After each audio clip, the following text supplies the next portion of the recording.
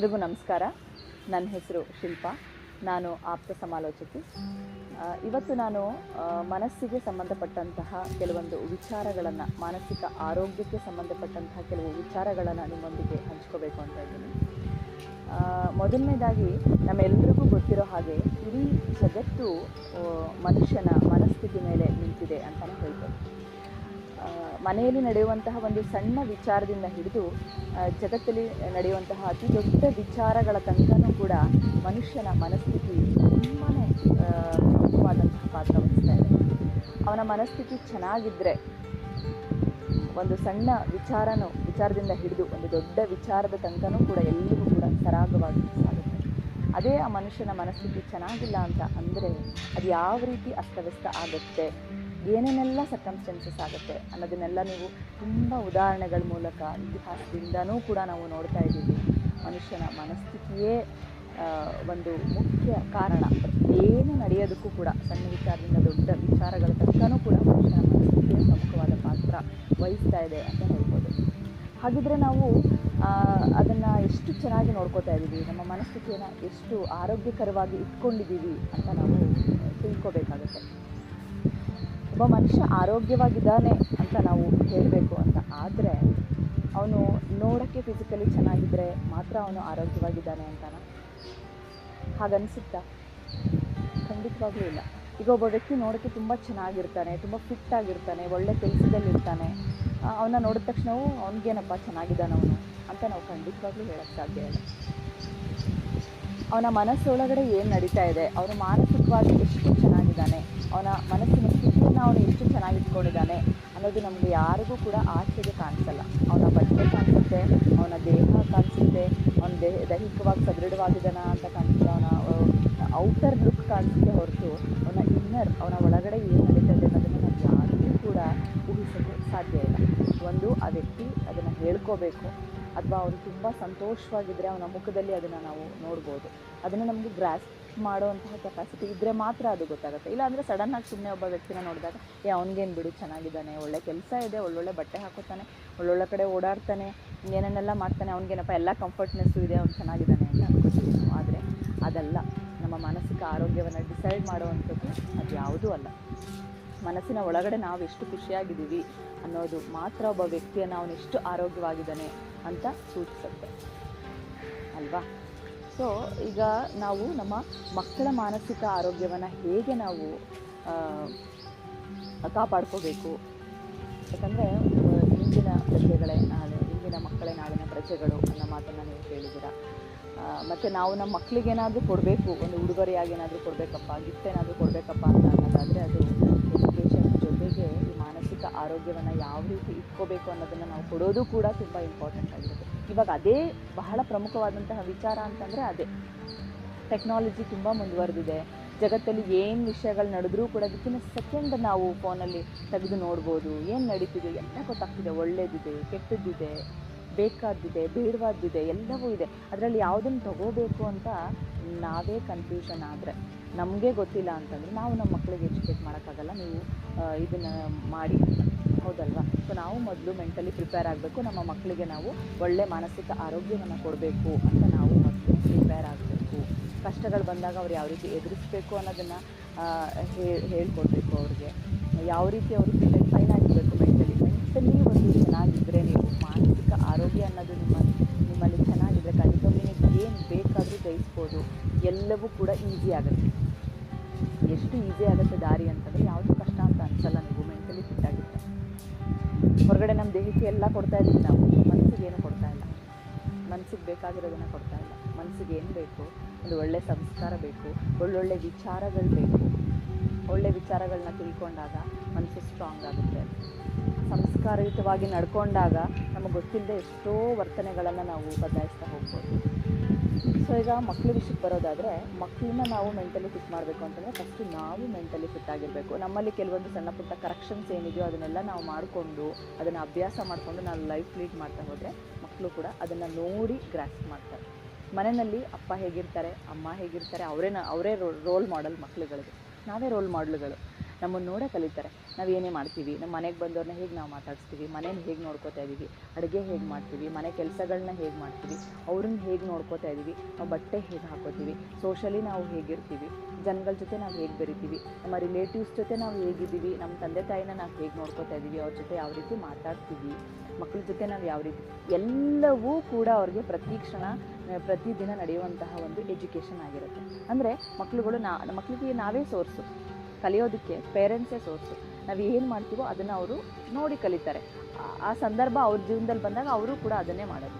ಇದು ಒಂದು ದಿನ ಅಥವಾ 1 ಗಂಟೆ 1 ನಿಮಿಷದಲ್ಲಿ ಕಲಿಯುವಂಥ ಪಾಠಗಳಲ್ಲ ಇವೆಲ್ಲ. ಜೀವನದ ಪಾಠಗಳು it's a long process and it never ends. Actually ನಾವು ಎಂಡಾದಾಗಲೇ ಆ ಪ್ರೋಸೆಸ್ ಎಂಡಾಗೋದು.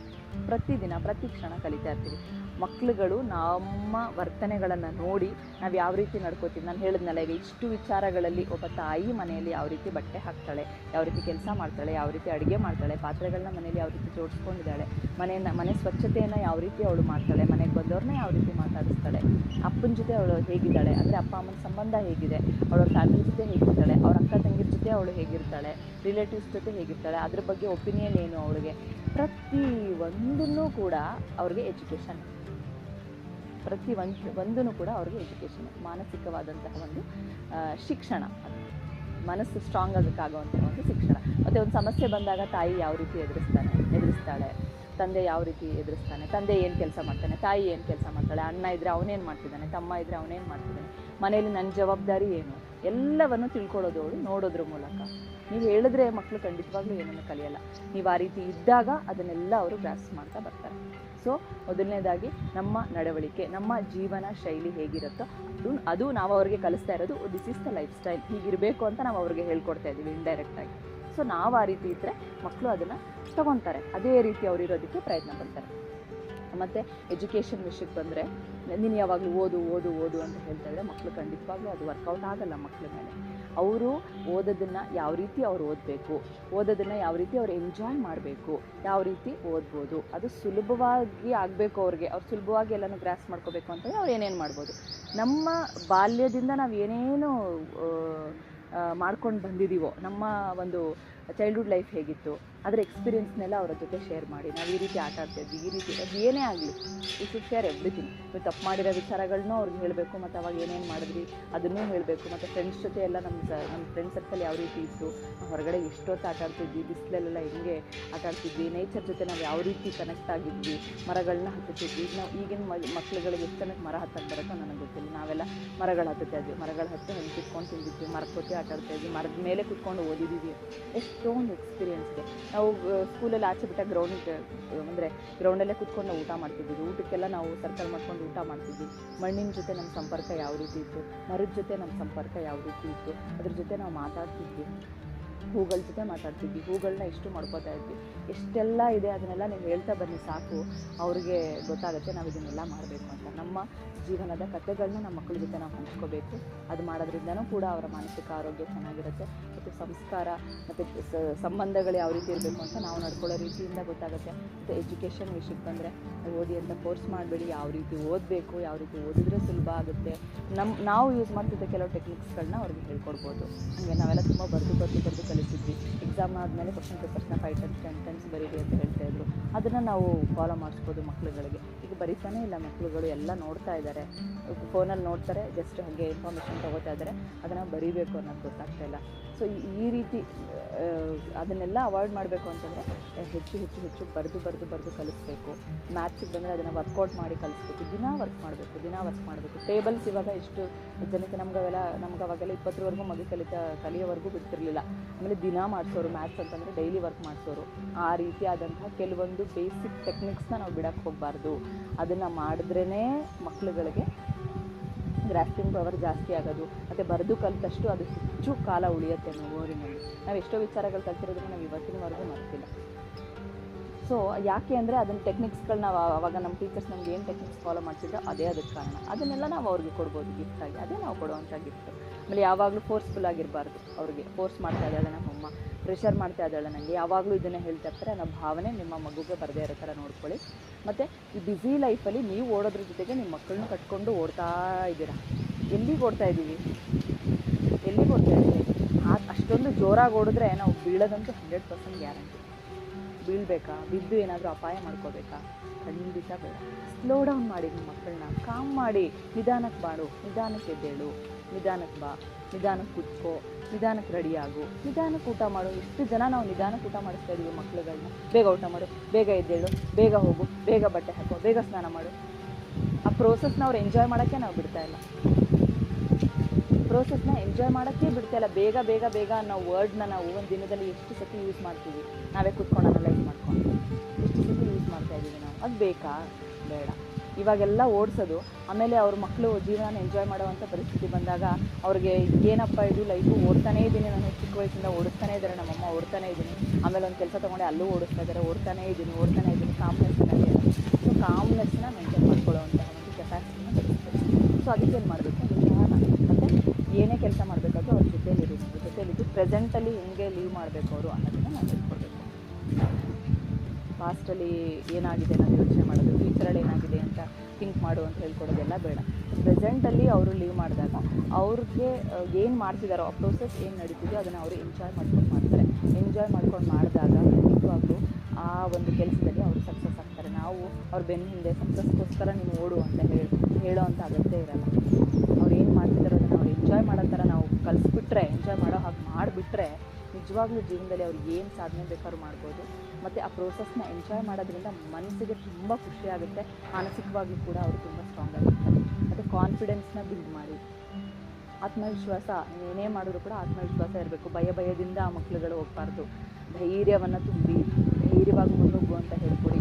ಏನೇ ಕಷ್ಟ ಬಂದರೂ ಕೂಡ ಸಮಸ್ಯೆ ನಿಮ್ಮ ಮನಸ್ಸಲ್ಲೇ ಇರುತ್ತೆ, ನೀವು ಕೂತ್ಕೊಂಡು ಅದನ್ನು ಯೋಚನೆ ಮಾಡು, ಪರಿಹಾರ ಅದೇ ಕೊಡುತ್ತೆ ಅನ್ನೋದನ್ನು ಹೇಳ್ಕೊಡಿ.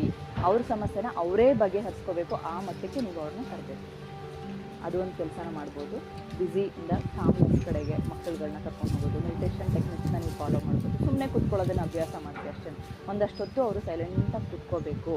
ಅದನ್ನು ಅಭ್ಯಾಸ ಮಾಡಿಸಿದ್ರೆ ಅವ್ರಿಗೆ ಸೈಲೆನ್ಸ್ ಅದಾಗದೇ ಬರುತ್ತೆ.